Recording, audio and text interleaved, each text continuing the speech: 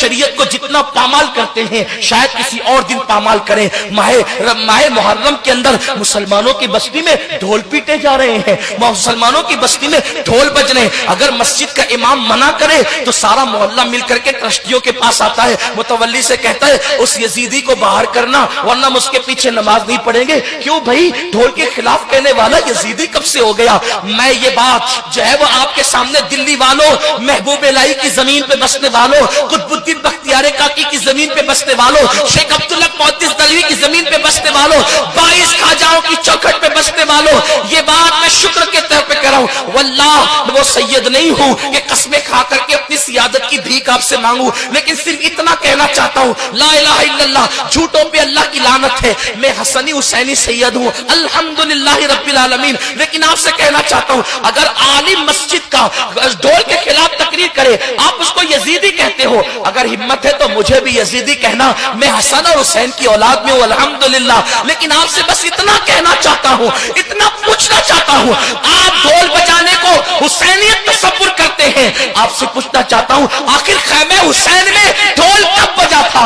जब अली अकबर की शहादत हो रही थी तब ढोल बजा था, अली असगर की शहादत हो रही थी तब ढोल बजा था, कासिम के लाश में घोड़े दौड़ाए जा रहे थे तब ढोल बजा था, बीबियों की चादरें छीनी गई थी तब ढोल बजा था।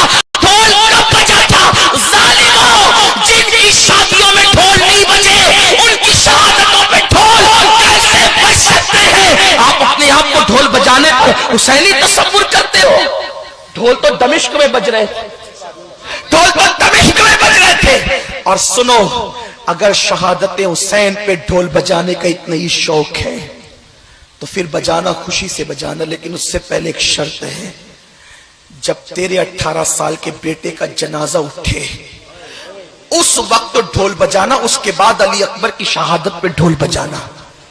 उस दिन तो तू ताली बजाना भूल जाता है जब तेरे बेटे का जनाजा उठता है, और हुसैन के शहजादे के जनाजे उठने के दिन तुम ढोल बजाते हो, मेले में मेले लगाते हो। तुम्हारे घर की बेटियां बेपर्दा मेले देखने के लिए जाती है।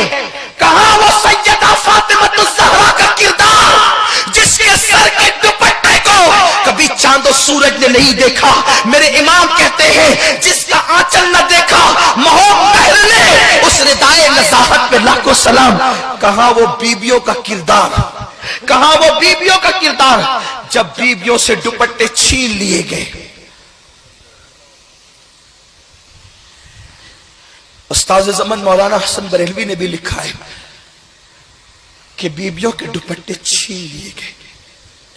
जिनके घर में जिब्रील इजाजत के बगैर नहीं आते थे उनके दुपट्टे छीन लिए गए।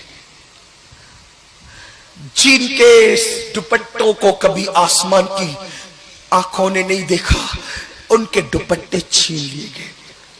लेकिन जानते हैं, मौरखीन ये भी लिखते हैं कि जब बीबियों के दुपट्टे छीन लिए गए तो शहजादी ज़ैनब से जनाबे शहरबानो ने कहा, बीबी दुपट्टे छीन लिए गए, पर्दा कैसे करेंगे?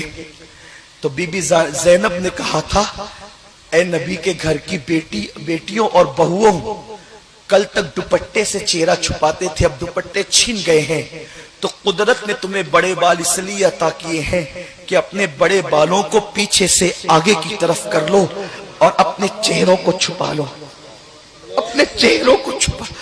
उस दिन तुम्हारी बेटियां मेले देखने जाती, हुसैनी हो तो तुम्हारी बेटियां उस दिन नाच देखने जाती, तुम्हारी घर की औरतें बेपर्दा घरों से क्या गुजरती होगी इमाम हुसैन के